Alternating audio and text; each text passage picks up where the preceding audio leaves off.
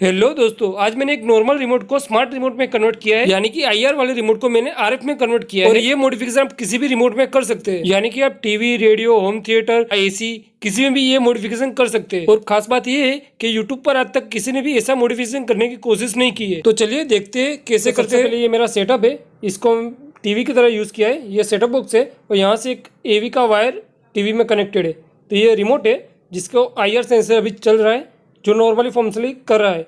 लेकिन अगर हम इसके बीच में कोई भी अड़चन आ जाए, या तो हम सेटअप बॉक्स को टीवी के पीछे रखना चाहते तो नहीं रख सकते। तो इसके पीछे बीच में मैं कुछ रख देता हूँ। तो देख सकते हैं आप, अभी ये वर्क नहीं करेगा, क्योंकि आईआर सेंसर एक ट्रांसमीटर होता है, एक रिसीवर होता है, जो 38 किलो की फ्रीक्वेंसी पे काम करता है। तो ये इस तरह से ट्रांसमिट होता है, रिसीव होता है। तो ये काम करता है जब हटा लेते हैं तब। जब इसके बीच में कुछ भी आ जाता है तो ये प्रॉपरली वर्क नहीं करता है। ये देख सकते हैं अभी प्रॉपरली फंक्शन कर रहा है। तो उसके लिए सबसे पहले मैंने जो वीडियो बनाया था, आई बटन में आपको मिल जाएगा ऑसिलोस्कोप का, वो ऑसिलोस्कोप कनेक्ट कर देते हैं और सेटअप बॉक्स को ओपन कर लेते हैं। और उसके अंदर एक आईआर रिसीवर लगा रहता है 3 पिन वाला। उसको हम उसकी फ्रीक्वेंसी पहले चेक करेंगे कि कौन से डाटा लाइन आते हैं उसमें। तो एक ग्राउंड में कनेक्ट कर देता हूँ मैं, एक डेटा लाइन के अंदर जो आईआर के आउटपुट होता है उसमें, जहाँ से डेटा रिसीव करता है आईआर, और एक ग्राउंड के बीच में कनेक्ट कर दिया। अभी आप देख सकते हैं जब भी मैं चैनल चेंज कराऊँ तो ऑसिलोस्कोप में एक डेटा सिग्नल आ रही है। तो उसको हम सिंगल स्लॉट ले लेंगे ताकि हम डेटा को देख पाए। तो इसे सिंगल पर क्लिक किया और एक कोई भी एक की दबा देंगे तो ये डाटा लाइन हमारी मिल गई। तो आप देख सकते हैं ये डेटा लाइन है। तो ये डेटा लाइन कितने फ्रीक्वेंसी की है, देख सकते हैं 500 600 किलोहर्ट्ज़ की फ्रीक्वेंसी के बीच में ही, हर्ट्ज़ के बीच 500 600 हर्ट्ज़ के बीच में है फ्रीक्वेंसी इसकी डेटा लाइन की। तो हमें कोई ऐसा ट्रांसमीटर रिसीवर चाहिए जो 500 600 हर्ट्ज़ के बीच में आ जाए। ये देख सकते हैं पूरी फ्रीक्वेंसी 200 हर्ट्ज़ की है, और फ्रीक्वेंसी के अंदर को जो डेटा है वो 600 हर्ट्ज़ के समथिंग है, 500 600 हर्ट्ज़ के समथिंग। किलो हर्ट्ज़ नहीं, सिर्फ हर्ट्ज़। किलो हर्ट्ज़ डबल हो जाता है, बहुत ज़्यादा हो जाता है। ये हर्ट्ज़ है सिर्फ। ये पूरी फ्रीक्वेंसी 300 किलो हर्ट्ज़ की है। ये ऑसिलोस्कोप बड़े काम की चीज़ है। आपको बनाना है तो डिस्क्रिप्शन में लिंक मिल जाएगी, आप भी बना सकते हैं। अभी ये ट्रांसमीटर है और रिसीवर है आरएफ का जो आता है मार्केट में। आपको 433 मेगाहर्ट्ज़ का फ्रीक्वेंसी का आरएफ ट्रांसमीटर रिसीवर मिल जाएगा। इसको ग्राउंड, वीसीसी और जो ऑसिलोस्कोप का है डाटा आउट में लगा देंगे और एक ग्राउंड कर देंगे। अभी इसका डाटा चेक करेंगे। तो सबसे पहले ट्रांसमीटर के अंदर वीसीसी और ग्राउंड दे दिया है और वहाँ पे 9 वोल्ट की बैटरी कनेक्ट कर दी है। अब ऑसिलोस्कोप में ये वाली पिन एक फंक्शनल जनरेटर की तरह है। तो इधर से 1 किलोहर्ट्ज़ की फ्रीक्वेंसी आती है। तो आप देख सकते हैं 1 किलोहर्ट्ज़ की फ्रीक्वेंसी ट्रांसमिट होकर रिसीवर में रिसीव होकर ये ऑसिलोस्कोप में दिखा रही है। अभी फ्रीक्वेंसी को बढ़ा देते हैं, 5 किलोहर्ट्ज़ कर दे।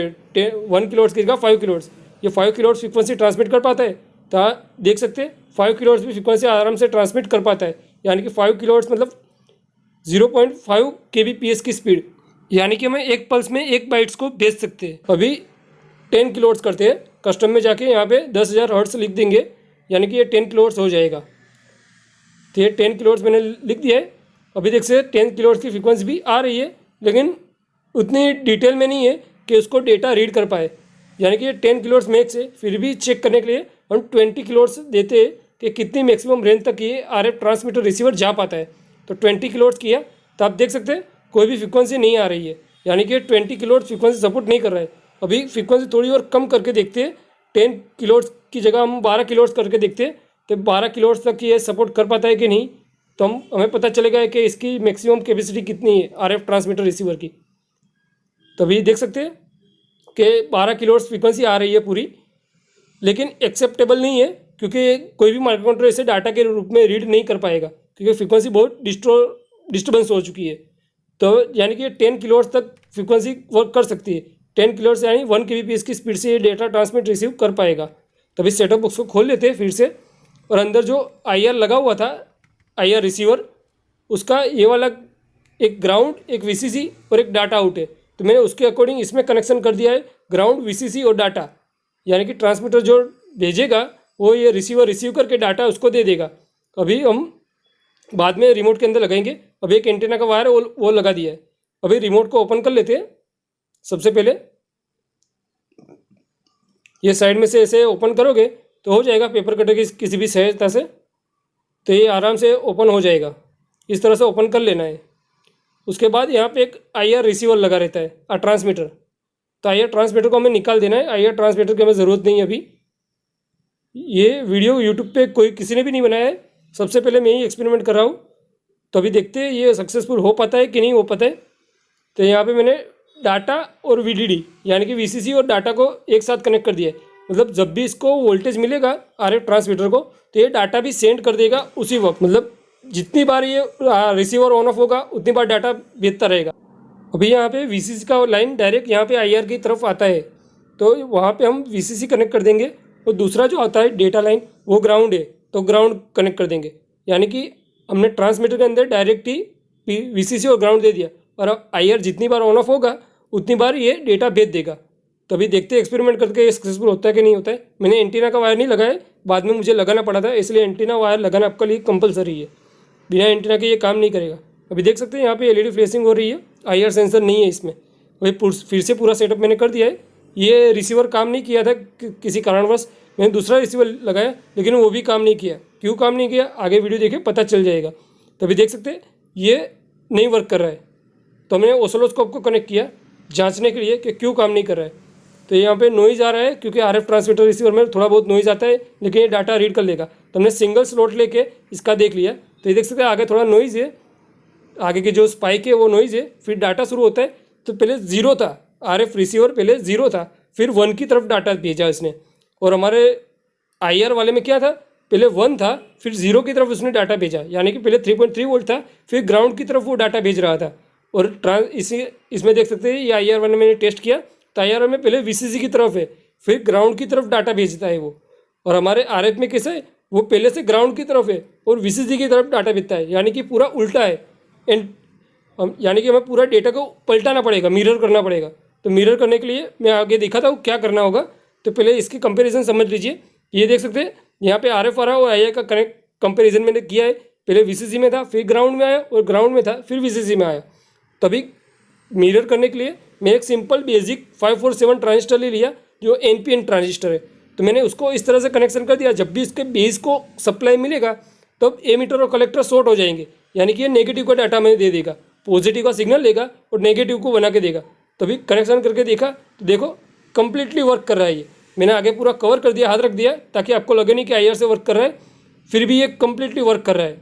देख सकते हैं आप, up down volume plus minus जो भी डेटा वो सेंड करेगा, ये तो सिर्फ 800 हर्ट्ज के 500 से 800 हर्ट्ज के बीच में डेटा ट्रांसफर कर रहे हैं अभी हमें, लेकिन ये 1 किलो हर्ट्ज तक का डाटा भेज सकता है।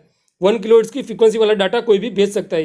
ये देख सकते हैं कंप्लीटली डाटा भेज रहा है और हमारा रिमोट वायरलेसली वर्क कर रहा है। अभी मैं इतना दूर आ चुका हूँ फिर भी ये काम कर रहा है। यह करीबन 3 फीट है दूर, फिर आगे दिखाता हूँ कितनी दूर तक ये काम करता है। तभी देख सकते हैं कंप्लीटली वर्क कर रहा है। अभी मैंने अच्छे तरीके से इसमें सोल्डर कर दिया है ट्रांजिस्टर लगा के, और एंटीना का वायर भी लगा दिया है। अभी हीट स्लीव आती है जो हीट करने से स्ट्रिंग हो जाती है, वो हीट स्लीव लगा के हॉट गन से इसे स्ट्रिंग कर दिया और इसे इस तरह से अपने सेटअप बॉक्स के अंदर कहीं भी रख देंगे। और कोई भी छेद हो आपके सेटअप बॉक्स में तो वहाँ से एंटीना का वायर बाहर निकाल देंगे और फिर से ढक्कन कस लेंगे। अभी मेरे टीवी का सेटअप है, मैं उसमें लगा के डेली लाइफ में यूज़ करने के चाहता हूँ। मैं अभी इसका एंटीना का वायर प्लग कनेक्टर और आरसी पिन कनेक्ट कर देता हूँ इसमें, जो मैंने सेटअप बॉक्स बनाया था उसमें, और उसको फिर से कवर कर देता हूँ। तभी टीवी को स्टार्टअप कर सकते हैं। ये देख सकते हैं अभी ये वर्क नहीं कर रहा है। अभी क्यों नहीं कर रहा है वो मुझे भी नहीं पता, आगे टेस्ट करते हैं हम। तो देख सकते हैं यहाँ पे वर्क नहीं कर रहा है, नज़दीक जाता हूँ तो वर्क करता है, सिर्फ 2-3 फीट से ही वर्क करता है। तो देख सकते हैं यहाँ तक वर्क कर रहा है। अभी मैंने उसके लिए फिर से सेटअप बॉक्स को खोलना पड़ा मेरे को। मैं खोलने से पहले मैंने सोचा एक बार वायर लगा के देख देते, एंटीना का वायर थोड़ा लंबा कर देते क्योंकि मैंने काफ़ी छोटा रखा था। तो भी एंटीना का वायर लंबा किया तो भी मुझे मैक्सिमम 5 से 6 फीट की रेंज मिली, 5 फीट समथिंग। तो ये भी हमारे लिए वर्थ है। तो मैंने आरएफ के अंदर जो एंटीना का वायर नहीं लगाया था वो एंटीना का वायर लगाया और फिर से उसको पैक किया। अभी फिर से उसकी रेंज चेक करते कि कहाँ तक उसकी रेंज आ रही है। तो आप देख सकते हैं अभी भी 10 से 12 फीट तक रेंज आ रही है। जो मुझे जितनी चाहिए थी उतनी लॉन्ग रेंज नहीं मिली, क्योंकि 500-600 मीटर तक आरएफ ट्रांसमीटर काम कर सकता है, लेकिन पता नहीं इसमें क्यों इतना ही रेंज मिली मुझको।